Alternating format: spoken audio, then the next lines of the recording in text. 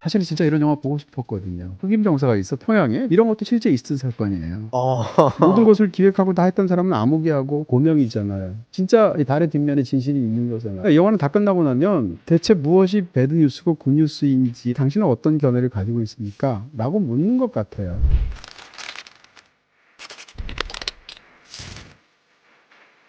평론가님 안녕하세요. 네, 안녕하세요. 평론가님 한 줄 평을 보자마자 네. 바로 리뷰를 듣고 싶어가지고 이 영화? 네. 그 한 줄 평 보자마자 저도 애타게 기다렸습니다. 오늘 네. 리뷰 시간을. 오늘 리뷰 시간이요? 네. 영화도 보셨죠? 너무 재밌게 봤습니다. 아, 그러셨어요? 네. 저도 비슷한 심정이었습니다. 그러니까 어떻게 보면 약간 뭐 한 줄 평이라는 걸 이제 다양한 각도로 쓰려고 노력은 하지만 아마 그런 평을 쓰게 됐을 때 그 제 감정이 그대로 고스란히 투영되지 않았을까 싶고요. 가장 놀랐던 건 이런 한국 영화도 드디어 가능해졌구나라는 굉장한 쾌감과 즐거움이었습니다. 어떤 점에서 그랬을까요? 네. 가장 크게 말씀드린다면 저는 이제 한국의 훌륭한 영화들이 너무 많잖아요. 근데 한국 그 영화들의 상당수가 뜨겁게 훌륭한 영화들이라고 생각하는데 이 영화는 좀 차갑게 훌륭한 스타일의 영화라고 생각해요. 첫 번째로. 흔치 않은 차가운 영화. 네. 그 다음에 한국의 영화들이 이제 개인의 스토리를 너무너무 잘 만드는데 그것을 상대적으로 역사라든지 정치적인 현실이라든지 이런 것과 교직하는 거를 능숙하지 않다고 느끼는데 이 영화는 굉장히 정치적인 소재, 역사적인 소재, 심지어는 실제로 있었던 그런 사건 다루기도 쉽지 않은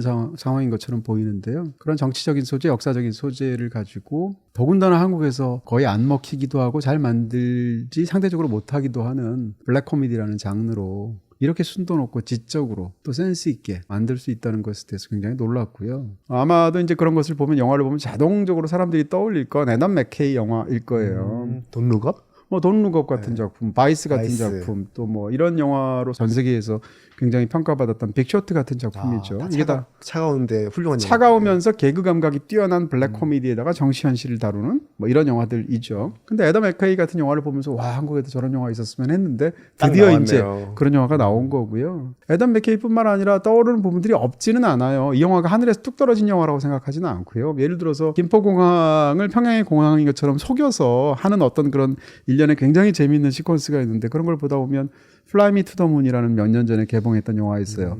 달 착륙을 마치 가짜로 만들어서 하는 듯 연기했었던 그런 영화 떠오르기도 하고요. 그 다음에 봉준호 감독이 너무 잘 구사하는 스타일의 어떤 방식이 있거든요. 어마어마한 어떤 일이 휘몰아치면서 완전히 그 구역을 휩쓸고 있는데 어떤 상황 때문에 그것을 뒤늦게 깨닫는 사람이 눈치채는 순간 폭풍처럼 그 사건이 전개되는. 예를 들면 괴물 같은 것을 보면 괴물이 고수부지에서 난리를 치잖아요. 한강돈치에서. 근데 괴물이 난동을 부리고 있는데 혼자 헤드폰 끼고 있으니까 몰랐겠죠. 그러다 갑자기 어느 순간 괴물이 그녀를 낚아채면서 본격적으로 그 사건을 묘사하는 시각적으로 이런 장면이 있는데 이 영화를 보면 기내에서 안경 끼고 이어플러그를 꽂고 자는 남자 있잖아요. 그래서 자다가 중간에 깨고 나니까 본격적으로 난장판이 된 기내의 상황을 묘사를 시작하죠. 그 사람으로부터. 이런 것들은 사실은 봉준호 감독이 굉장히 연출을 잘하는 스타일이에요. 거기서 영향을 받았다는 뜻은 아니지만 이런 식으로 곳곳에서 떠오르는 영화들이 있기는 해요. 그럼에도 불구하고 영화가 갖고 있는 어떤 그런 놀라운 톤 앤 매너를 지키면서 이 모든 이야기를 할 수 있는 그 재능과 재치와 이런 건 참 놀랍다는 생각을 했고요. 사실 진짜 이런 영화 보고 싶었거든요. 전 처음에 비행기를 소재로 영화가 나온다고 하니까 뜨겁게 감동적인 뭐 비행기 안에서 벌어진 다음에 또 감동적으로 울고 이런 거 나올까 살짝 걱정하긴 했었거든요. 그렇죠. 많은 블랙 코미디를 지향하는 영화가 후반부에서 이렇게 망가지기도 하는데 영화의 마지막에 찡한 부분이 있지만 이 영화가 그때까지 지켜온 그런 수위와 분위기에서 벗어나지 않는 그러면서도 굉장히 잘 완결적이면서도 아주 훌륭한 라스트를 갖고 있는 그런 장르 영화라고 생각합니다. 이 영화가 이미 공개된 지 꽤 됐기 때문에 결말까지 저희가 깊숙이 다루잖아요. 스포일러가 포함될 수도 있다는 점 유의 바랍니다. 이 영화에 대해서 사건부터 얘기를 해볼까요? 실제 있었던 실화잖아요. 네, 이제는 뭐 많이 알려지지 않았을까 싶어요. 1970년대에 있었던 요도 사건이에요. 70년대에는 이제 극좌 테러리스트들이 전 세계 곳곳에 있었던 시대니까 그중에서도 일본 적군파의 테러리스트들이 한 그룹이 일본 민항기를 납치해서 평양으로 이제 가서 왜냐하면 평양이 공산주의 국가니까 그들의 혁명 기지로 이 북한을 삼겠다라는 야심찬 계획으로 어떻게 보면 굉장히 좀 철이 없는 계획 비슷한 부분들도 있어요. 어찌됐건 실제로 그런 사건이 있었고요. 놀랍게도 이 영화 속에 묘사되는 상당 부분과 이야기의 흐름과 구체적인 디테일까지 대부분 역사적인 사실하고 일치해요. 예를 들면 극 중에서 이제 내일의 조라는 만화가 나오잖아요. 지금의 대략 한 40대 50대들은 아마 이 만화를 기억할 텐데 한국에서는 도전자 허리케인이라는 만화로 나왔거든요. 요즘도 그 짤은 다 알더라고요. 그렇죠. 극 중에서 굉장히 흥미롭게 내일의 조 얘기가 나와요. 실제로 그게 진짜군요. 네, 이 테러리스트들이 자신들을 내일의 조와 일치시켜서 말을 한다든지 뭐 이런 식으로 실제로 너무 좋아했던 사람이고 리더도 그런 사람이었었고요. 그리고 극 중에 보면 이제 서울의 김포공항 자체를 북한의 평양의 공항으로 바꿔서 속이려고 하는 장면이 있는데 하필이면 민항기를 납치한 납치범들이 이렇게 망원경으로 보다 보니까 노스웨스트 항공. 네, 노스웨스트 항공도 있고 저쪽에 보면 흑인 병사가 있고 그런데 무슨 흑인 병사가 있어 평양에 뭐 이런 식으로 되는 거잖아요. 이런 것도 실제 있은 사건이에요. 네. 실제로 이 테러리스트들이 흑인을 보고 나서 아니 평양에 흑인이 있어 이러면서 논전을 하기도 했단 말이에요. 그 흑인이 설마 햄버거 먹고 있었나요? 그것까지는 아니겠지만 뭐 이런 식으로 사실은 영화의 흐름들의 상당수 실제로 도쿄에서 후쿠오카에서 뭐 서울 김포공항으로 오게 되고 마지막에 평양까지 가고요. 이런 식으로 영화의 스토리의 흐름이 상당수가 놀랍게도 실제 사건하고 일치한다. 물론 이제 구체적으로 이제 홍경 씨나 뭐 성경구 씨가 맡은 역할이나 이런 것들이 이제 창작되어 있죠. 그럼에도 불구하고 기본적으로 이제 이런 실화에 바탕하고 있다라는 얘기를 할 수 있죠. 전 많은 부분들이 변주돼서 그렇게 된 건 줄 알았는데 그래서 이거 너무 말이 안 되는 거 아니야? 이렇게 생각했는데 오히려 실화고였군요. 예. 지금 말씀드린 게 실화일 정도로 적지 않은 부분이 실화고요. 예를 들어서 그 테러리스트 중에서 이제 또 그분이 연기를 너무 잘하시기도 했는데 그 2인자에 해당하는 여성 캐릭터 있죠. 소리 계속 지르는. 네, 근데 여성 테러리스트는 없었어요. 그것은 전부 다 남자였었거든요. 약간 변주는 있죠. 그럼에도 불구하고 전체적으로는 이게 놀랍게도 실화의 상당 부분이 고증이 되어 있다. 이렇게 얘기할 수 있습니다. 배우들도 너무 눈에 띄었던 것 같아요. 네. 예. 놀랍죠. 한국 배우들에 대한 감탄을 저는 이제 평론가로서 수십 년째 하고 있는데 참 좋은 배우들 많다라는 생각도 들고요. 일단 이 영화에서 더 놀라운 것은 일본 배우들을 한국 영화에 끌어들여서 이렇게까지 물 만난 물고기처럼 활용한 경우도 드문 것 같아요. 보통 이제 한국 영화에서 일본 배우들이 나올 경우에 실제 일본 배우들이 나오기도 하지만 적지 않은 경우에 이제 일본말을 하는 한국 배우를 넣는다던가 이런 식의 방식을 쓰기도 하고 아니면 일본에서 배우들 캐스팅할 때도 상대적으로 좀 한국 배우에 비해서 역량이 좀 약간 떨어지는 부분이 있다던가 이렇게 되는 경우가 많은데 이 영화에서 그 테러리스트들 그룹이 나오는 그 부분을 보면 배우들도 연기 너무 잘하잖아요. 전 러닝타임이 짧게 있을 줄 알았는데 네. 정말 메인 파트더라고요. 그렇죠. 굉장히 중요하고 더군다나 그 기장도 연기를 잘하고 차관도 연기를 잘하고 뭐 영화에 따라서 다르지만 일본 영화의 배우들이 상대적으로 좀 더 양식화된 그런 스타일의 연기를 하거든요. 어떻게 보면 약간 과장된 혹은 장르적인 연기를 하는데 이 영화는 그게 너무 잘 어울려요. 그러니까 저도 신기했던 게 일본 영화를 네. 보면은 말씀 주신 대로 되게 한국 영화의 배우분들의 연기 스타일과 되게 다르다라는 것도 저도 느꼈었는데 어떻게 그 둘이 되게 잘 어우러져 있더라고요. 그렇죠. 심지어는 이제 그 항공기 안에서의 사건을 할 때는 그들 따로 하니까 상관이 없는데 일본 측에서 한국으로 오잖아요. 그래서 약간 같이 회의도 하고 막 그러잖아요. 운수부 차관도 나오고 막 이러는데 굉장히 이물감 없이 잘 어울린다는 측면에서 연기 조율도 너무 잘 됐다는 생각이 들고요. 설경구 씨의 연기는 사실은 저도 이제 배우의 마음을 상상해 보는데 너무 연기하기 어려운 연기. 사실상 이게 편지하는 캐릭터거든요. 영화의 모든 장면에 사실상 다 거의 나오다시피 할 정도인데 비행기 안에 들어가는 걸 제외하고 근데 이 캐릭터는 어때야 되냐면 제가 느끼기에 모든 장면에 나오지만 모든 장면에서 사실상 안 보이듯 스며들어 있어야 돼요. 배경 역할을 해야 되는 거군요. 그렇습니다. 그림자 같은 인물이거든요. 이거 더군다나 이름이 아무개잖아요. 익명성이라는 것인데 이런 측면에서 연기하기가 굉장히 어려운 캐릭터이고 어떻게 보면 텍스트의 핵심으로서 기획을 하고 있지만 사실은 전체 텍스트에서 텍스트 바깥의 인물 논평자 같은 인물이기도 해요. 그럼 이런 인물 연기하면 어떤 문제가 있냐면 다른 배우들은 다 여기서 장르적으로 붕 뜬 연기를 하잖아요. 그게 쾌감을 주잖아요. 근데 이 인물 혼자서 가라앉혀서 연기를 해야 되고 스며들어서 연기를 해야 되고 그림자같이 돼야 되고 안 보여야 되고 이런단 말이에요. 이 텍스트랑 분리가 되어 있다고 그럴까요? 부분적으로 논평자의 역할을 한다고 했으니까 제가 그러니까 설경구 씨의 연기는 꽃대롱이나 아니면 나뭇가지나 이런 데 내려앉을까 말까 하면서 나풀나풀 이렇게 다니는 나비 같은 연기예요. 오, 제가 볼 때는. 확 공감되네요. 네, 앉을까 말까 이러면서 사실상 온 데를 다 휘젓고 다니는 그럼에도 불구하고 그 움직임은 굉장히 작아서 잘 보이지 않는 그런 연기를 벌써 일단 외모에서부터 제대로 보여주게 하고 있고요. 그 다음에 홍경 씨 연기도 놀라운 부분이 있죠. 사실은 홍경 씨의 연기를 제가 보고 눈에 확 들어왔던 것은 많은 분들이 그런 것처럼 댓글 부대를 보면서 댓글 부대 보면 홍경 씨가 연기를 굉장히 액센트 있게 또박또박 한다는 느낌이 있거든요. 이 영화 전체에서도 사실은 약간이라도 사실적인 연기를 하는 사람은 사실은 홍경밖에 없고요. 나머지는 다 장르적으로 떠 있는 연기를 하잖아요. 일부러 그렇게 되어 있는 영화이기도 하고. 홍경 씨도 무슨 서부극에 등장하는 총잡이 흉내도 내고 이런 식의 연기를 많이 하지만 어떻게 보면 영화 속에서 유일하게 관객들이 마음을 실을 수 있는 캐릭터예요. 사실상. 아무개라는 사람도 극 중에서는 텅 비어 있는 사람처럼 묘사하잖아요. 그렇기 때문에 고명이라는 캐릭터를 보면 유일하게 플래시백을 갖고 있는 캐릭터거든요. 저도 응원하게 되더라고요. 그쵸? 뭔가 진심이 그래도 얼핏 보였던 몇 안 되는 인물 중에 한 명이었던 것 같아서. 좋은 사람인지 나쁜 사람인지 모르겠으나 그가 이제 상상하는 부분이 있다는데 그 플래시백으로 상상하는 부분을 보여준다는 뜻은 인물의 내면을 관객들에게 알려주는 거예요. 더 이입하도록. 그렇죠. 다른 인물들은 약간 장르적으로 만들어진 인물인데 이 인물도 장르적이긴 하나 그런 플래시백을 가지면서 상상을 계속 보여준다는 얘기는 그 상황 속에서 이 인물이 어떤 심리인지를 시각적으로 관객에게 알려주죠.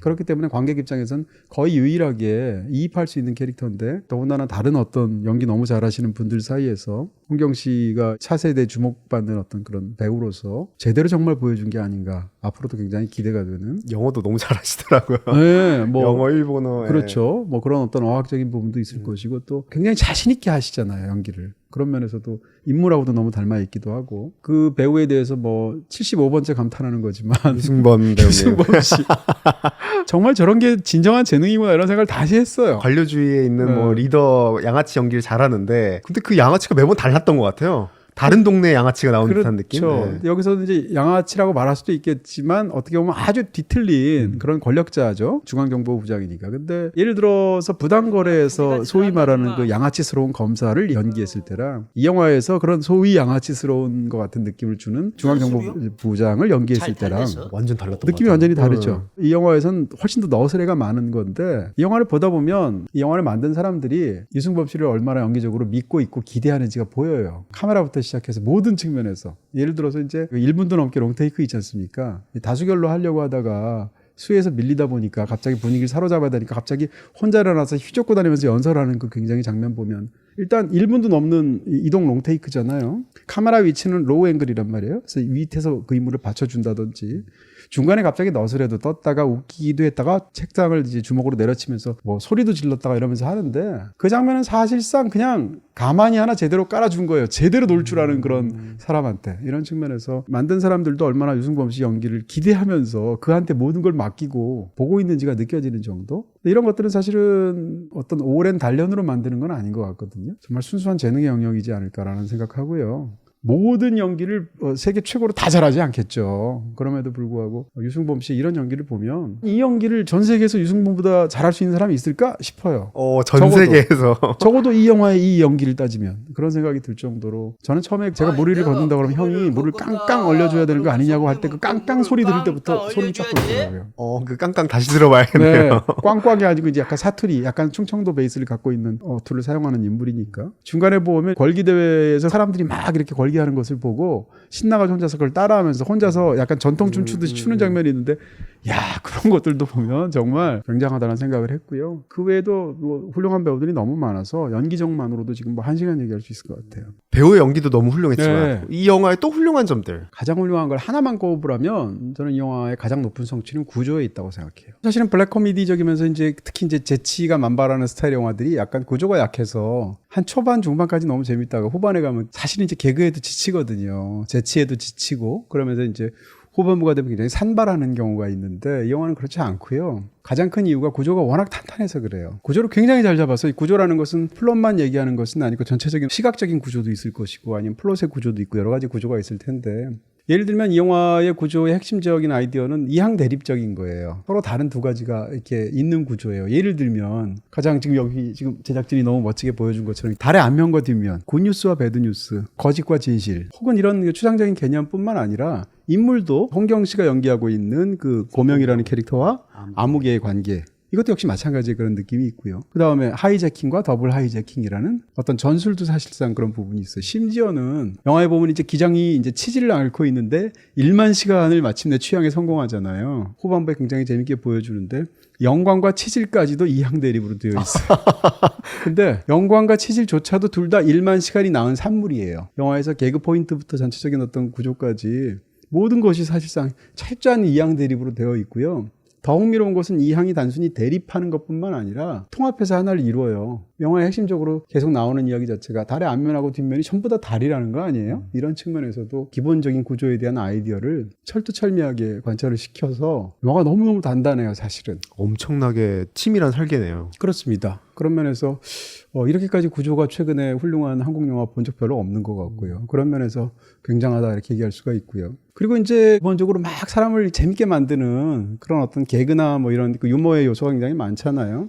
근데 말씀드린 것처럼 이렇게 승부하는 영화들은 뒤에 가면 갈수록 점점점 한계효용 최강의 법칙이라고 그럴까? 덜 재밌을 수가 있는데 보고 나서 단순한 유머러스한 재미뿐만 아니라 굉장히 묵직한 영화가 남는 부분들이 있잖아요. 그게 가능한 이유가 이 영화 전체를 굉장히 고증을 잘 잡은 거죠. 그러니까 아까 말씀드린 것처럼 내일의 주어 같은 이야기가 나오면 그것이 그냥 개그를 위해서 만들어 놓은 것 같지만 실화잖아요. 극 중에 등장하는 이야기의 흐름이나 전체적인 전개는 거의 다 실화에서 그대로 고증을 했어요. 시각적으로도 그래요. 유머가 많은 그런 영화들이 상대적으로 미술을 조금 더 등한시할 수도 있는데 이 영화는 미술적으로도 훌륭하잖아요. 실제로 그 시대를 배경으로 해서 미술적으로나 시각적으로나 아니면 어떤 지금 말씀드렸던 이런 부분에서나 이런 것들이 땅에 제대로 발을 붙이고 있는 영화적인 틀을 갖고 있기 때문에 거기서 마음껏 재치를 부려도 그게 허망하지가 않아요. 관객에게 주는 기본적인 신뢰 같은 것도 생기게 되고 그러니까 단순히 재치 잔치로만 끝나는 영화가 아니라는 거죠. 이런 측면에서 하나하나의 작은 요소들, 디테일들을 즐기게 만드는 거대한 어떤 구조와 전체적인 어떤 보는 시각과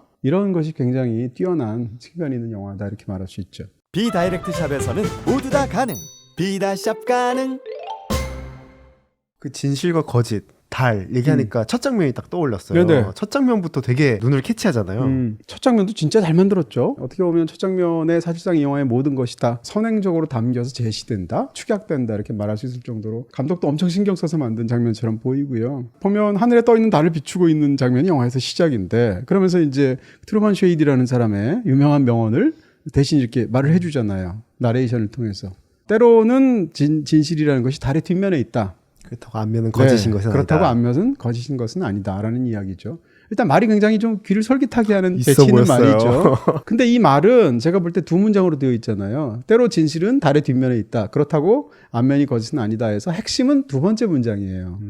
왜냐하면 첫 번째 문장은 그런 얘기를 하는 영화는 너무 많아. 근데 그렇다고 앞면이 거짓은 아니다거든요. 그러니까 이 영화가 갖고 있는 어떤 뭐 통찰이라든지 혹은 굉장히 주제적인 측면에서 힘을 주고 있는 부분이 있다면 바로 이 두 번째 문장인 것이고요. 그러니까 그 이야기가 주는 어떤 솔깃함이 있고 더군다나 흥미로운 것은 이런 걸 단순히 그냥 글로만 말로만 이렇게 인용을 하는 게 아니라 그걸 시각적으로 너무 잘 보여주는데 처음에 달을 그렇게 보여주면서 그 말이 나오면 점점 하강을 하면 달에 해당하는 인공 조명인 실내 조명을 보여주고 그 다음에 조금 더 밑으로 내려오게 되면 마침내 홍경 씨가 등장하면서 첫 장면이 나오는데 이게 하나의 쇼트예요. 홍경 씨가 설경구 씨가 말하는 얘기를 듣고 있죠.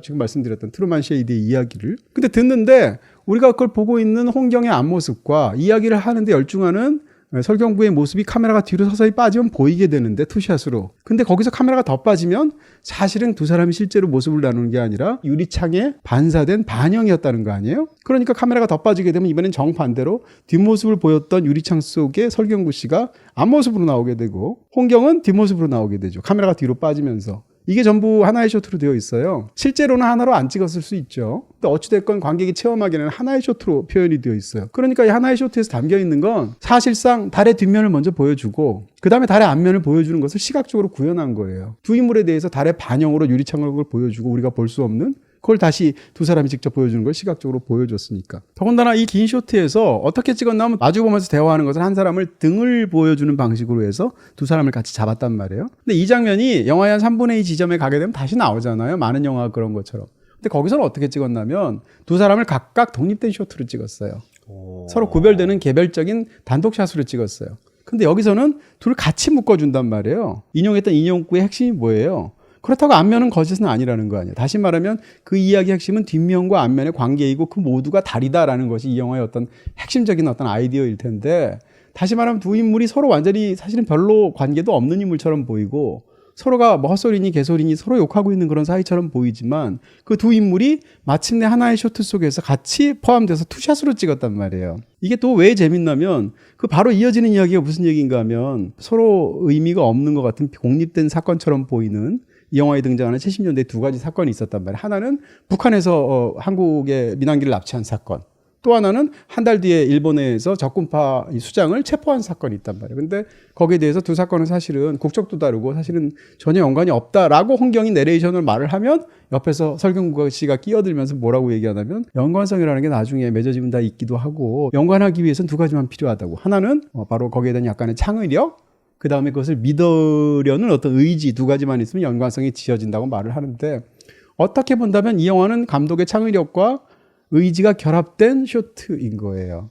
그걸 통해서 사실상 서로 무관한 아무개와 고명이라는 사람을 사실상 연관 지어준 거죠, 카메라가. 영화 연출의 형식으로. 그리고 영화를 다 보고 나면 또 한번 얘기할 것 같습니다만 사실은 홍경과 이 아무개라는 사람은 동전의 양면 같은, 달의 앞면과 뒷면 같은 사람일 수도 있거든요.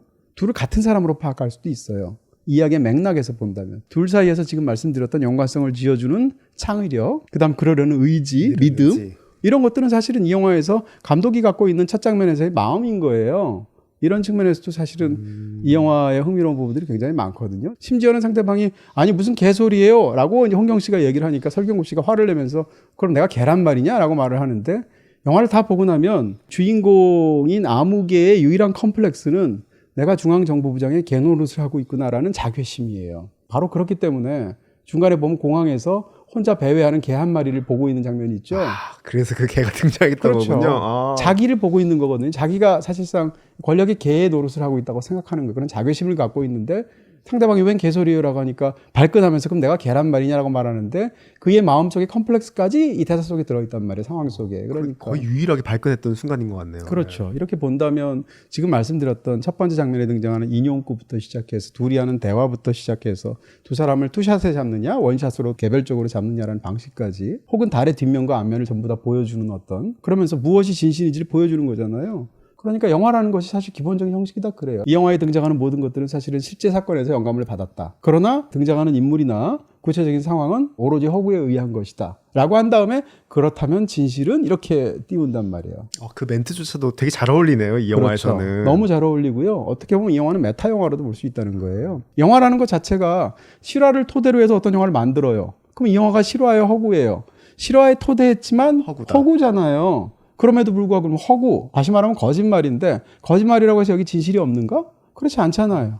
허구의 세계를 통해서 영화는 세계랑 관련을 맺으면서 진실을 표하는 거잖아요. 그랬을 때 진실은 하고 물어보는 것을 아예 띄우고 시작하죠. 그러니까 이 화두는 사실은 영화 속에 등장하는 이야기의 화두이기도 하고 인물에 대한 화두이기도 하지만 어떻게 보면 영화를 만드는 감독으로서 영화에 대한 화두이기도 해요. 이 모든 측면에서 이 굉장히 길게 힘들여서 찍은 첫 장면은 사실상 영화의 거의 모든 것들을 다 그대로 함축하고 있는 굉장히 뛰어난 장면이다 이렇게 얘기할 수 있죠. 아까 이양 대립으로 네. 달의 앞면과 뒷면 하면서 네. 다양한 얘기를 하셨는데 네. 아무개와 서구명도 이렇게 대립이 되잖아요. 아무개라는 인물 한번 보세요. 일단 이 인물은 아무개고 마지막에 가서야 자기 이름을 갖게 돼요. 그러니까 아무개라고 극 중에서 아무렇지도 않게 그냥 아무개지 뭐 이렇게 말을 하는데 그게 이 영화에서 굉장히 중요한 부분이 있죠. 아무개라는 것은 익명의 존재이고 이 사람이 어떤 일을 해도 책임을 지지 않아도 된다는 뜻이기도 해요. 근데 영화를 보면 이 모든 일을 다 주제해서 계획 다 짜고 모든 것이 다 그 사람 손바닥 위에 있단 말이에요. 근데 그래봤자 이 사람은 권력의 개예요. 이런 측면에서 이물이 갖고 있는 아이러니가 있고 어떻게 보면 아무개의 입장에서 본다면 익명의 존재에서 자기 이름을 만들어가는 과정의 스토리라고 볼 수도 있죠. 이 인물을 중심으로 본다면. 근데 이 아무개한테 사실은 극 중에서 이름이 중반에까지 나와요. 그 인물이 뭐냐면 트루먼 쉐이디예요. 제가 볼 때. 알고 봤더니 트루먼 쉐이디라는 인용을 멋지게 했는데 트루먼 쉐이디라는 사람은 없다는 거 아니에요. 인용구도 만들어서 한 거짓말 인용이란 말이에요. 그럼 트루먼 쉐이디 인용구를 말하면서 자기의 어떤 이야기를 했던 아무개는 곧 트루먼 쉐이디란 말이에요. 더군다나 이름이 트루먼 쉐이디인데 트루먼이라는 건 진실한 사람이라는 뜻이잖아요. 쉐이디란 건 그늘이 졌다는 얘기잖아요. 이 사람은 그늘 같은 사람이고 그림자 같은 사람이에요. 그러니까 트루먼 쉐이디란 이름이 곧 사실상 극 중에서 연기하는 바로 아무개 그 자체인 거죠. 이름의 네이밍 자체도. 사실상 이 인물은 트루먼 쉐이디에 해당하고 트루먼 쉐이디의 말을 빌어서 자기 얘기를 한 거죠. 그러다가 마지막에 가면 이제 최고명이라는 이름을 찾게 되는 그런 과정을 갖고 있고요. 굉장히 흥미롭죠. 근데 사실은 이런 인물에 대해서, 이런 스타일의 인물에 대해서 변성현 감독이 굉장히 애착을 갖고 있고, 이런 인물 만들기를 좋아하는 것 같아요. 킹메이커의 주인공이 바로 이런 사람이잖아요. 겉으로 드러나지 않지만 사실상 모든 일을 주재하다시피 하는 사람이고 이런 것들인데 킹메이커가 그런 뜻이기도 하고 이 아무개는 사실은 굉장히 변성현 감독이 공들여서 자주 만들어 온 스타일의 인물, 흥미로운 인물이다 이렇게 말할 수가 있죠. 또 하나가 이제 홍경 씨가 연기하는 이제 그 반대편에 있는 고명이라는 캐릭터인데 이것도 이름으로 얼마든지 풀 수 있어요. 이름이 고명이에요. 고명이면 일부러 한자도 나오고 또 그걸 새기기도 하잖아요. 높을 꽃자 이름 명자를 써서 이 사람의 마음속에서는 자기 아버지가 6.25 전쟁을 치르면서 다리가 날아가는 그런 끔찍한 일을 당했음에도 불구하고 제대로 보상받지 못하고 기껏해야 대통령 시기 하나 받은 거잖아요. 그런 아버지를 갖고 있고 굉장히 어려운 환경에서 자랐겠었죠. 아버지는 좀 좌절스러운 그런 삶을 살았을 것이고 그 상황에서 나는 제대로 한번 출세해보고 싶다. 이름을 날리고 싶다라는 이름을 갖고 있어요. 고명이라는 이름을 누가 지었겠어요? 아버지가 지었겠죠? 예. 아버지가 지은 이유는 아버지 스스로는 사실상 암흑이에요. 아버지는 익명의 존재예요. 근데 우리 아들만큼은 이름을 날리고 싶은 거예요. 그게 어려서부터 고명한테 들어가 있죠. 실제로 이 말도 안 되는 이런 어떤 이 모든 상황에서 투입이 되었을 때 이 사람의 마음속에는 자기가 국가적인 영웅이 되어서 이름을 날리고 싶은 이런 욕망이 있죠. 계속 상상하죠. 네, 굉장히 어떻게 보면 이기적이면서 출세지향적인 인물이라고 보일 수도 있어요. 그러니까 고명이라는 이름이 있다는 건 너무 당연하잖아요. 근데 고명이 사실 우리말에서 다른 말로 쓰잖아요. 고명이라는 게 음식 같은 거 덮밥 같은 거 이렇게 만들고 고명을 하면 얹다. 예. 그렇죠. 고명을 얹잖아요. 모양이라든지 맛이라든지 이걸 주기 위해서 쉽게 얘기하면 고명은 재료가 아니에요. 핵심이 아니죠. 네, 뭐 약간 좀 스키다시 뭐라 그래야 돼? 네. 그러니까 주재료를 돋보이게 하기 위해서 얻는 보조 재료? 이런 거죠. 기껏해야. 그러니까 이 사람은 영화에서 보면 사실상 핵심적인 역할을 두 사람이 다 하잖아요. 암흑개가 판을 깔면 고명이 그 일을 다 실제적으로 자기의 기지와 이런 걸로 아이디어를 내서 처리하잖아요. 그럼 사실은 이 사람은 주재료야. 근데 불구하고 이름이 고명이네? 왜냐하면 영화를 다 보고 나면 이 사람이 했던 모든 일이 다 의미가 없고요. 없던 일이 되는 거잖아요. 공식 기록상에서는. 그러니까 사실상 이 사람은 끼케야 주변자이고 관제사의 어떤 그런 역할을 가지고 국중에서 하게 되는데 비행기가 수없이 독착하고 이륙하고 하는 과정 속에서 관제사의 역할이 얼마나 중요하겠어요. 하지만 비행기를 타는 사람이 관제사를 의식하나요? 파일럿을 의식한다든가 승무원을 한다든가 이런 사람들은 보이지만 관제사는 안 보이는 저 뒤에 존재인 거잖아요. 가려진 존재죠. 관제사라는 직업도 그렇단 말이에요. 그런 면에서 고명이라는 이름, 그 사람의 역할 같은 것이 사실상 극중에서 굉장히 강하게 설정된 부분이 있다는 거고요. 근데 이 고명이라는 인물이 가장 큰 뛰어난 능력이 뭐냐? 임기응변 능력인데 그걸 뒤집어서 얘기하면 극중에서 거짓말 선수예요. 그래서 극중에서 이제 양치기라고 부르죠. 일본 테러리스트들이 이제 양치기 소년이라는 말을 하게 되는데 처음엔 하기 싫었어 이 일을. 근데 끌려와서 가만 생각해 보니까 잘하면 내가 출세해서 엄청난 국가적인 영웅이 될 것 같아요. 막 카퍼레이드하고 이런 거 막 상상하잖아요. 처음에 이 사람이 냈던 아이디어는 대담하게도 평양으로 가려는 것들을 우리가 이제 더블 하이제킹을 통해서 이제 김포공항에 착륙시키는데 저들을 안심하게 하기 위해서 김포공항을 사람들 동원해서 엑스트라를 동원해서 마치 북한에 도착한 것처럼 평양에 도착한 것처럼 바꾸겠다라는 거잖아요. 이 아이디어를 낸 사람이 바로 고명이란 말이에요. 그래서 김포공항을 북한으로 만들어도 되겠습니까? 라는 대담무쌍한 계획을 갑자기 이 중정부장한테 전화로 이야기를 하기도 하잖아요. 그러면 적을 속여서 남한을 북한으로 착각하게 만드는 그런 거짓말을 한 사람이죠. 그 다음에 오는 과정에서 흑인 봤죠. 노스웨스트기 봤죠. 뭐 대공포를 막 쏘기 시작하는데 이 모든 걸 다 임기응변으로 거짓말하잖아요. 사실은 축포 쏘는 거고요. 저 흑인인 사람은 소련에서 온 사람이고 민항기는 작전기이고 뭐 이런 식으로 거짓말을 하잖아요. 그러니까 이 사람의 능력은 거짓말하는 능력이다라는 거죠. 그랬는데 이 사람은 이 거짓말할 때까지만 해도 핑계가 있었어요. 나는 국가를 위해서 한다라는 핑계가 있었죠. 자기는. 근데 이 사람이 오로지 자기를 위해서 어떻게 보면 가장 나쁜 거짓말을 하는 개인의 실존적인 붕괴를 겪는 거짓말의 순간이 영화에 있어요. 그 민항기 안으로 들어가게 되잖아요. 그래서 그 장면은 영화에서 가장 어둡게 찍었어요. 일부러. 기대가 굉장히 어둡고요. 적들하고 이야기를 하게 되는데 테러리스트들 중에서 심지어는 그들이 서로 목적을 위해서 칼로 1인자와 2인자끼리 서로 찌르고 찔리는 그 장면까지 봐서 정말 무서운 놈들이라는 걸 보게 되죠. 폭탄도 봤는데. 그렇죠. 다 봤어요. 돌아왔단 말이에요. 물어보는데 그 순간 영화가 플래시백으로 너무 친절하게 보여줘요. 이 사람이 그 순간 뭘 상상하냐면 중정부장과 자기가 손을 잡고 그 사람이 자기 손을 치켜 올리면서 영웅이 되는 어떤 외부 행사 장면을 상상하거든요. 그리고 자기가 편을 들어야 할 중앙정보부장이 바로 그런 걸 원한다는 걸 알고 있죠. 그래서 자기가 본 것하고 달리 뭐라고 얘기하냐면 철부지 애들에 불구하고 그들은 절대 자폭할 애들이 아니다라고 그 마음에 딱 맞는 말을 대신해줘요. 그런 상황에서 거짓말하게 되는데 그 거짓말은 국가를 위한 게 거짓말이 아니에요. 자신의 출세를 위해서. 자기의 출세를 위해서 한 거짓말이야. 그리고 그 순간 사실상 어떻게 보면 약간 메피스토펠레스한테 자기 영혼을 판 파우스트처럼 되는 거예요. 말하자면, 비유해서 한다면. 건들 수 없는 강을 넘었군요. 그렇죠. 그 순간 인물은 자기의 어떤 윤리적으로 붕괴되는 순간이에요. 사실상.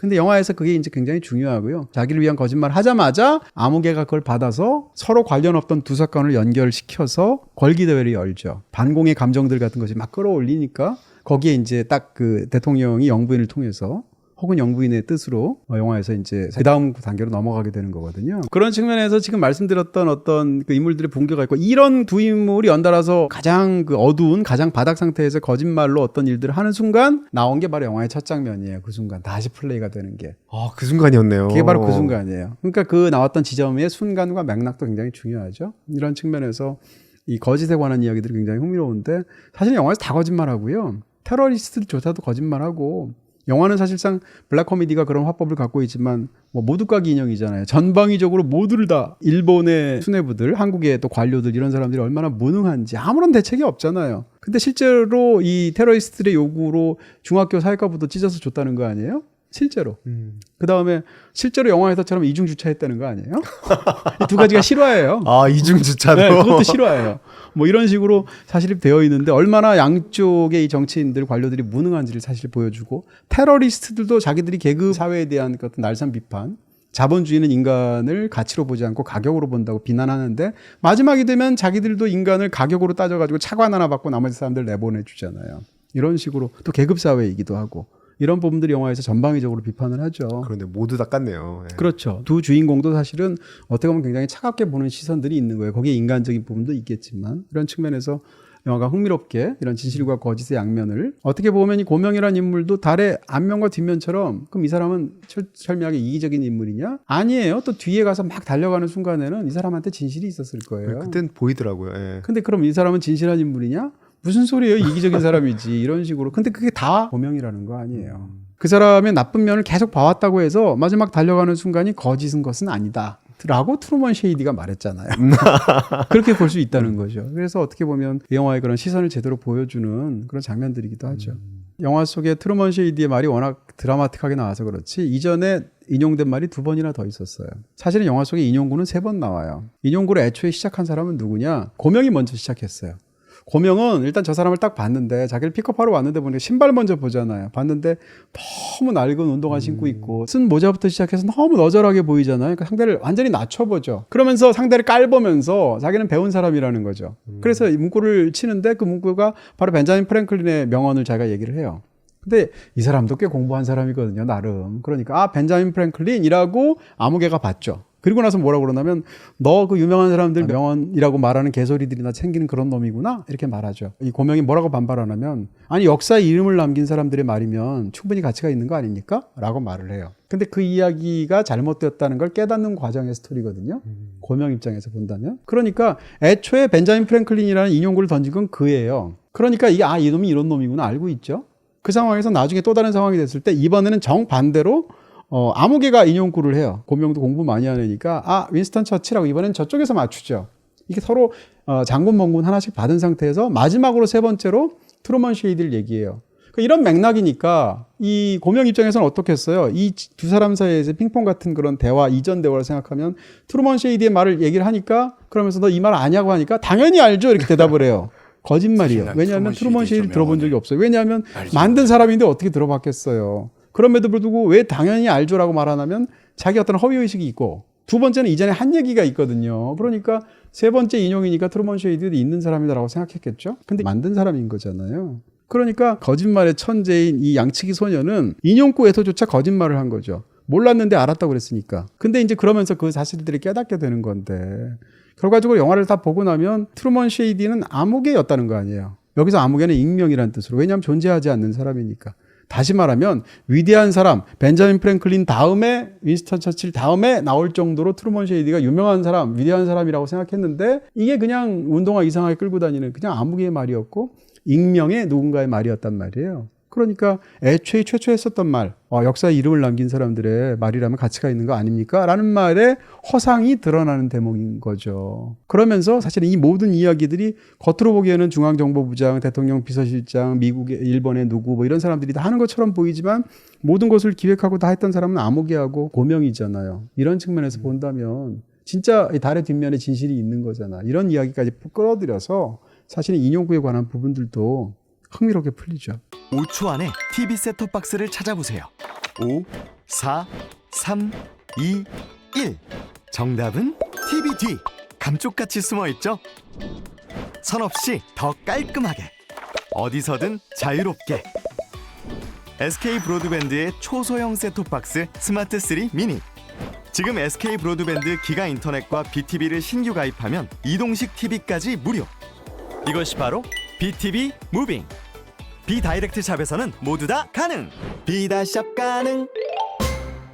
이 영화가 5장 구성이었는데 네. 맨 마지막에 이제 굿뉴스, 뱃뉴스 이렇게 나오잖아요. 그렇죠. 그 장별 구성도 재밌어요. 모두 5개 챕터인데 네 번째 4장이 배드뉴스고 5번째가 이제 굿뉴스잖아요. 1, 2챕터는 어떻게 됐었냐면 첫 번째가 하이제킹이었고요. 두 번째가 더블 하이제킹이에요. 다시 말하면 1, 2챕터와 4, 5챕터도 이항 대립으로 짜여져 있죠. 근데 하나가 남잖아요. 홀수니까. 3장 모래의 성. 네. 3장이 모래성이에요. 모래성은 쌍을 이루는 게 없잖아요. 어떻게 보면 이 수많은 이항 대립으로 곤란한 끝에서 이 모든 이야기는 한바탕에 소동이 되면서 아무 의미가 없는 헛소동이 돼요. 없었던 일이 돼요. 모래성이 돼요. 그러니까 어떻게 보면 그런 수많은 이항 대립의 구조로 굴러가다가 귀결하는 것은 어떻게 보면 모래성에 관한 이야기라서 이 영화가 흥미롭기도 하고 허망하기도 한 거잖아요. 재밌는 것은 처음에 영화의 오프닝에서 고명이 그런 말을 하잖아요. 최근에 2가지 뉴스가 있었다. 한국에서 있었던 사건, 2월 달에 있었던 사건은 한국의 비행기가 북한에 억류되어서 가서 사람들 고문당하고 했다는 그런 얘기였었죠. 또 한 가지는 그 다음에 3월 달에 있었던 이야기인데 일본에서 적군파 수장이 체포가 되었다라는 이야기죠. 근데 두 가지는 서로 아무 관련이 없잖아요. 국적도 다르고. 라고 얘기하는 순간 아까 말씀드린 대로 이제 연결시키면 암흑개가 들어와서 이제 창의성과 믿으려는 의지가 결합이 되면 연관성이 얼마든지 만들어진다라고 하면서 굿뉴스 제목이 딱 뜨죠. 그러면서 영화가 본격적으로 시작하는데요. 흥미로운 것은 이 영화가 그러면서 세 번째 이야기를 들려줘요. 그 세 번째 이야기가 이 영화의 메인 스토리예요. 하이제킹하는 이야기죠. 그 세 번째 이야기라고 뉴스라고까지 이제 극 중에서 등장하게 되는데 앞에 두 뉴스는 뒤에 두 뉴스와 달리 굿뉴스, 배드뉴스의 구별이 없어요. 그냥 두 이야기라고만 말해요. 근데 사실 이 두 이야기는 굿뉴스, 배드뉴스 구분할 수 있을 것 같거든요. 예를 들어서 적군파가 잡힌 건 굿뉴스. 적군가가 잡힌 건 굿뉴스잖아요. 사회에 혼란을 주고 테러를 일으키는 놈들이 수장이 잡혔으니까. 억류되어가지고 그런 고초를 당하고 전기 고문까지 당했다는 건 배드뉴스잖아요. 근데 그걸 굿뉴스나 배드뉴스로 규정하는 얘기가 영화에 전혀 없어요. 그냥 별개의 두 사건. 근데 세 번째 뉴스가 나오게 되고 말씀드린 것처럼 세 번째 인용구가 나오게 되면서 영화의 맨 마지막에 가면 후일담으로써 아무개가 2가지 뉴스를 들려주면서 굿뉴스가 있고 배드뉴스가 있는데 뭐 먼저 들을래? 이렇게 얘기하죠. 배드뉴스. 그렇죠. 배드뉴스 얘기를 들려주게 돼요. 그렇게 해서 결국은 평양으로 간 사람들이 사실은 테러리스트는 결국 평양에 남게 됐고 그때 대신 그 용감하게 갔던 그 차관이라든지 또 혹은 같이 억류되었던 기장이나 부기장은 풀려나서 일본으로 돌려가서 이제 굉장히 영웅적인 대접을 받게 되었다라는 얘기를 해주죠. 듣고 있던 고명이 그렇게 말해요. 아니 모든 일들이 다 뜻대로 잘 됐는데 왜 이게 배드뉴스예요? 라고 하니까 그놈들이 썼던 총하고 칼들이 다 가짜였단다. 이렇게 말을 해주는 거죠. 그 다음에 두 번째 이야기는 굿뉴스가 뭐가 굿뉴스예요? 라고 얘기하니까 소련하고 미국이 접촉을 시작했단다. 이게 굿뉴스라는 거예요. 그러니까 아니 그게 왜 굿뉴스예요? 라고 하니까 소련과 미국이 접촉을 하게 되면 남과 북도 잘 지내야 될 수밖에 없을 것이고 눈치를 봐야 되니까 그러다 보면 뭐 혹시 통일이 될 수 있지 않겠니? 이 사람은 북한 출신의 사람이에요. 그 중에서 이제 한 단계 결정적인 더블 하이제킹이 성공한 다음에 신나가지고 혼자 복도를 이 아무개가 빠져나갈 때 휘바람 불거든요. 그게 인터내셔널 가예요. 그러니까 정치사에서 혹은 그 혁명의 역사에서 사회주의를 대변할 수 있는 가장 강력한 그런 민중가요가 사실은 인터내셔널 가거든요. 파리 코뮌하고 관련이 되어 있잖아요. 인터내셔널 가를 이 사람이 부른다는 것 자체가 이 사람이 북한에서 왔다는 걸 사실은 보여주는 거죠. 자기의 진심을 어떻게 보면 처음으로 노출한 순간일 수도 있어요. 자기는 통일을 바라겠죠. 지금은 남한을 위해서 소위 빨갱이들을 때려잡고 있지만 그런 측면에서 그런 마음이 노출된 것이기도 하고 그러니까 이 사람 입장에서는 굿뉴스겠죠. 근데 이게 고명 입장에서는 남과 북이 잘 지내는 것으로 하려고 한다면 여태까지 정부를 대리해서 자기가 했던 모든 일들이 다 없었던 일이 되고 심지어는 몇 시간 전에 했었던 자기의 인터뷰도 없었던 일이 되고 사라져 버리는 그런 상황이 생기게 되잖아요. 그러니까 홍경 입장에서는 출세도 없고 진급도 없잖아요. 사실은 굿뉴스가 아니다. 근데 왜 당신은 굿뉴스라고 말을 하냐고 항의를 하죠. 이 장면은 굉장히 흥미로운 그런 대사이면서 저는 사실은 그 대화 장면이 영화의 클라이맥스이고 엔딩이기도 한데 킹덤 오브 헤븐 마지막 장면 보는 것 같더라고요. 마지막 순간에 살라딘이 떠나면서 예루살렘이 어떤 의미냐고 했을 때 Nothing and everything이라고 말을 하잖아요. 그랬을 때 그 맥락 더군다나 말한 사람이 떠나고 그 말의 의미를 곱씹잖아요. 남겨진 사람이. 그런 맥락도 비슷한 느낌이 드는 굉장히 훌륭한 장면이라고 생각이 들던데. 그러니까 이런 거예요. 영화는 다 끝나고 나면 대체 무엇이 배드뉴스고 굿뉴스인지에 대해서 당신은 어떤 견해를 가지고 있습니까? 라고 묻는 것 같아요. 다 공존하는데. 네. 그러니까 앞에 이야기도 분명히 뜻대로 다 잘 됐는데 왜 배드뉴스라고 그 얘기를 했냐면 사실은 우리가 놈들을 속였다고 생각했는데 이 모든 일을 하기 위해서 알고 봤더니 놈들이 가짜총으로 우리를 속인 거 아니야. 우리가 속았네? 그러니까 배드뉴스야. 그러니까 배드뉴스의 판단은 모든 사람들이 다 제자리로 원래대로 가게 되었다가 아니라 아니 우리가 속았잖아 쌍 이렇게 되는 거예요. 그러니까 여기서 기준이 되는 것은 나의 감정이나 내가 한 일이 허위로 돌아가는 것에 대한 실망감 같은 거겠죠. 이게 기준으로 그 뉴스를 굿뉴스로 안 보고 배드뉴스로 보죠. 뒤에 것도 마찬가지예요. 어떻게 보면 그렇게 해서 통일에 가는 어떤 지름길이 되었다. 혹은 국제적으로 이렇게 막 냉전의 시기보다는 조금 더 이제 대탕트의 시대가 되었다라고 한다면 굿뉴스일 수도 있잖아요. 근데 아니 내 진급기회가 다 날아가게 됐네? 내가 한 일은 다 뭐가 되는 거야? 라고 생각하는 순간 배드뉴스가 되는 거잖아요. 어떻게 보면 배드뉴스냐 굿뉴스냐를 결정하는 것에 대한 어떤 시선이나 윤리의 문제라고 그럴까? 이런 것들이 제기가 되죠. 이런 측면에서 영화를 다 보고 나면 사실은 이 영화는 그런 걸 물어보는 거죠. 관객들 입장에서. 한 가지만 더 말씀을 드린다면 결국은 이 두 인물은 달의 앞뒷면 같은 관계이고 사실상 같은 인물로 볼 수 있어요. 어떻게 본다면 홍경의 나이 든 모습이 암흑일 수도 있어요. 실제로 두 사람이 같다는 뜻은 아니고요. 그것을 결정적으로 영화에서 그렇게 유추할 수 있도록 생각할 수 있도록 만들어주는 그 라스트 씬이 있게 되는 건데 두 사람 위치가 완전히 바뀌거든요. 암흑개가 드디어 주민등록증을 만들고 이름을 처음으로 만들게 돼요. 고명이 되죠. 고명이 돼요. 근데 하필이면 많고 많은 일 중에 고명이라고 하면 호명은 홍경 씨가 연기했던 그 고명이잖아요. 근데 얘는 서고명인데 이 사람은 최씨니까 최고명이 됐어요. 최고명은 하필이면 왜 최씨냐? 당연히 최잖아요. 그러니까 최고로 이름이 높은 사람인 거예요. 암흑개라는 익명의 존재, 보이지 않는 존재가 최고명이 됐어요. 그러면 어떻게 본다면 설경구가 홍경이 된 거죠. 배우로 얘기한다면.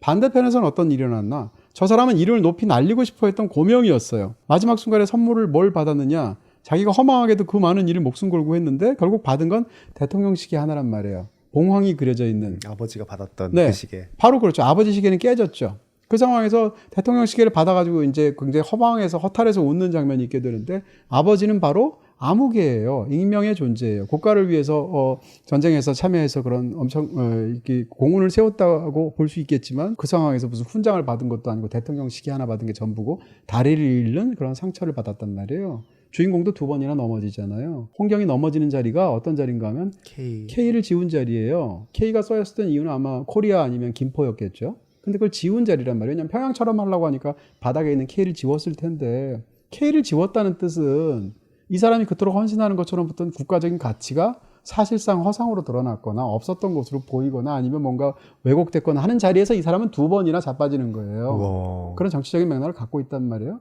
거기 넘어지는 순간 이 사람은 사실은 아빠 같은 일을 겪는 거예요. 자신의 아버지처럼. 그리고 마지막에 시계를 받는 순간 아니 똑같잖아요. 국가를 위해서 그렇게 헌신을 하고 상처까지 입었는데 받은 것은 결국 아빠도 대통령 시계, 아들도 대통령 시계 받은 거예요. 그 순간 고명은 암흑개가 되는 거예요. 더군다나 그때 무슨 얘기를 해주냐면 트루먼 쉐이디 이름 하나도 없고 그냥 암흑개 같은 놈이라는 식으로 이야기를 하게 되죠. 그 말을 전달받는 순간 사실상 이 모든 것은 고명이 암흑개가 되는 과정이 되는 거죠. 그러니까 바로 직전에 암흑개가 고명이 되는 과정하고 서로 역으로 되어 있거든요. 그러니까 고명은 암흑개가 되고 암흑개는 고명이 되면서 끝나는 건데 이 둘은 사실상 마쿠의 존재이고 같은 존재이고 영화에서 유일하게 내레이션을 통해서 관객에게 클로즈업으로 직접 정면으로 말하는 딱 두 배우예요. 그런 측면에서 사실상 이 두 인물은 동전의 앞뒷면 혹은 달의 앞면과 뒷면 같은 그런 인물들이다라고 볼 수 있겠죠. 서로의 위치가 역전되는 것조차도 이양대립이네요. 그렇죠. 이러면 사실은 계속 맞물려 돌아간다고 볼 수도 있는 것이고요. 그래서 결국은 얘가 이게 되고 얘가 이게 되면서 끝났다는 아닌 거예요. 그런 둘의 관계성을 보여주는 건데 영화는 그런 것들 극중의 말을 빌면 약간의 창의력이라고 하지만 약간은 아니고 훌륭한 창의력과 그것을 믿어서 관찰시키는 의지로 보여준 그런 또 노작으로 이 영화를 평가할 수 있겠습니다. 한국의 이례적인 블랙 코미디 영화로서 오늘 그 굿뉴스에 대해서 쭉 얘기를 했는데 그 추천 영화는 어떻게 될까요? 일단 이 영화를 보면서 가장 먼저 떠오르는 어떤 또 다른 훌륭한 영화의 예를 들 수 있다면 바로 애덤 맥케이 영화들을 떠올릴 거예요. 아마 많은 분들이. 빅셔트 같은 작품, 바이스 같은 훌륭한 작품들이 있는데요. 이런 작품들을 한번 보시게 되면 또 차이도 굉장히 많거든요. 변성현 감독의 이 영화하고는. 그런 걸 한번 같이 이렇게 보시는 것도 흥미로운, 더군다나 이 두 작품도 뛰어난 그런 정치 블랙 코미디니까 혹은 경제 쪽을 다루게 된 그런 사회 문제를 다루는 그런 블랙 코미디니까 추천드릴 수 있을 것 같습니다. 빅쇼트와 바이스는 장르 통합 월정의 BT 플러스에서 보실 수 있습니다. 별점이 굉장히 상위권이었잖아요. 네. 그 사실상 이제 저희가 곧 12월이어가지고 네. 올해 한국 영화 베스트 10을 이제 곧 해야 되는데 그 사이에 이걸 네. 뛰어넘는 영화들도 나올 수 있을까요? 2달도 안 남았죠? 한 달 거의 한 달 가까이. 근데 전 정말 다행이라는 생각했어요. 사실은 올해 굉장히 한국 영화가 좀 상대적으로 굉장히 어렵기도 하고 주춤한 시기였죠. 좋은 작품도 상대적으로 적은 편이어서 근데 하반기 들어서 오늘 꼭 지금 말씀드린 이 영화뿐만 아니더라도 좋은 영화들이 많이 나오고 있거든요. 그래도 참 다행스러운 일이 아닌가라고 생각하게 됩니다. 올해 한국 영화 베스트 10이 나오기 전까지 훌륭한 한국 영화들이 더 많이 나오길 바라겠습니다. 네, 고맙습니다. 감사합니다. 인터넷 설치 비다이렉트 샵에서는 주말도 가능, 야간도 가능, 오늘도 가능.